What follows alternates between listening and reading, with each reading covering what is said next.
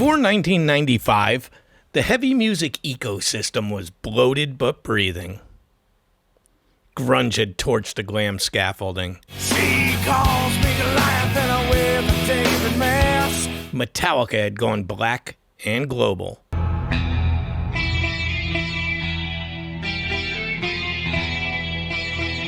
Death metal and grind had bloomed underground, while Pantera walked the stadiums with a clenched jaw.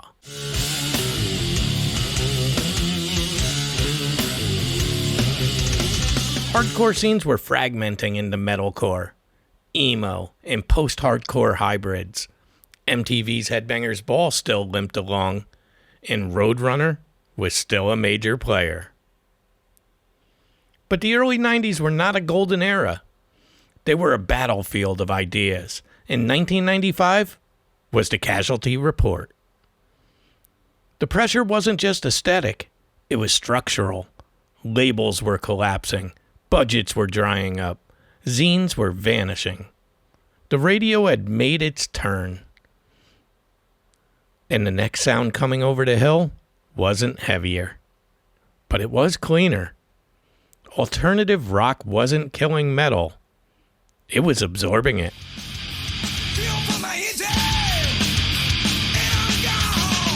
In the years leading up to 1995, the major label gold rush had picked clean nearly every extreme corner. Carcass had gone clean tone and rock riffed.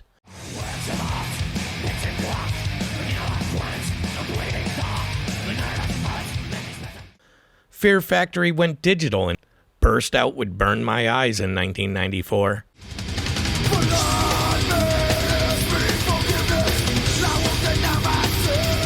And briefly lit the fuse again.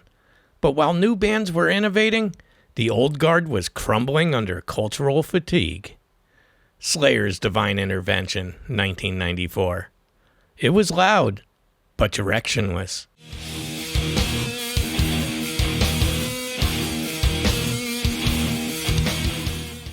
Megadeth's Euthanasia, 1994, went full FM radio. More seriously I took things, the harder the blows became. And Sepultura was building towards roots, but hadn't detonated yet. We're growing every day, it's stronger in every way. I'll take you to a place. Meanwhile, on the hardcore fringe, metallic hardcore was mutating fast, but the industry wasn't watching. The commercial soundbed was shifting beneath everyone. Korn had dropped their debut in 1994, but 1995, Life is Peachy, was being tracked, and the entire future of heavy music was about to lean backward into detuned grooves and emotional bleed. Always locked in my head, no pain. 1995 was not an explosion. It was a drainage year. Multiple major bands either collapsed, disbanded, or lost critical ground.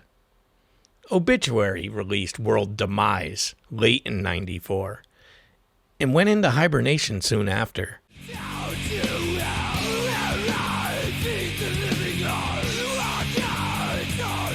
Entombed's To Ride, Shoot Straight, and Speak the Truth dropped grunge swagger on death metal fans and confused both camps.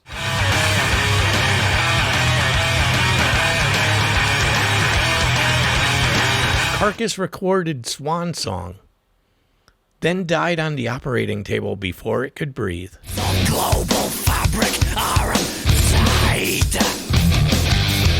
At the Gates dropped Slaughter of the Soul in 1995.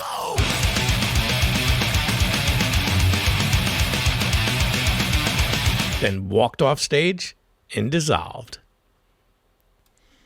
The irony? Some of these were career-defining records, but the landscape had shifted so hard, the bands couldn't stand on it any longer.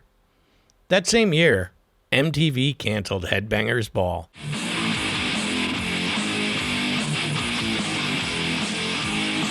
It had been running since 1987. With its death came the vanishing of visible metal culture from mainstream broadcast. And in its place, nu metal started gathering steam. Korn toured relentlessly. Deftones started building their base. Ross Robinson became a kingmaker producer. Labels began hunting for bands that didn't look like Slayer or think like them either. Korn, by the end of 1995, they were headlining in support of a debut record. That hadn't happened in metal since the early 80s. Something takes a part of me. Something lost and never. Deftones laid groundwork with Adrenaline. Not a scene band, more of a lifestyle band. That mattered now. Marilyn Manson released Smells Like Children. The cover of Sweet Dreams didn't just chart, it burned a new image into heavy culture. One of theater, deviance, and sleek nihilism. Not thrash, not death, not even grunge. Just spectacle with teeth.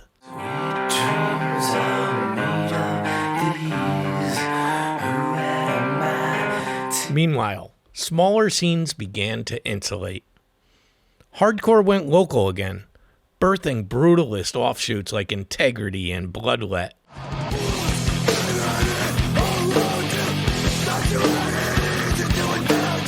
Black metal doubled down, isolating itself from the industry's collapse by never needing it.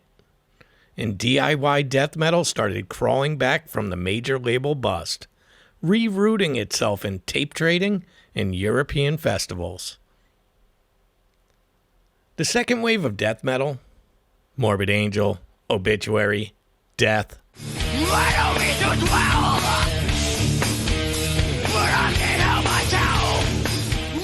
stumbled under fatigue and label disinterest.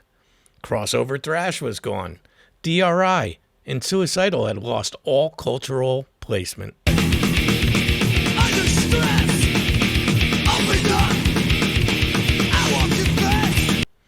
Traditional heavy metal was almost entirely underground.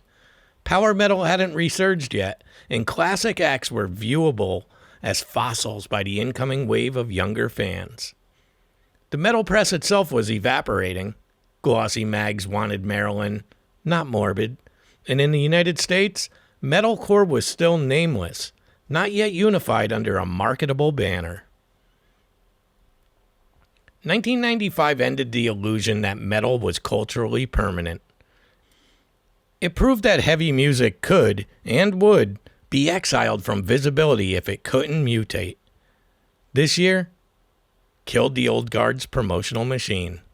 It exposed the fragility of label-aligned heaviness, set the stage for independent survival strategies, and gave birth to the post-metal marketing era. Image first, emotion forward, genre oblivious.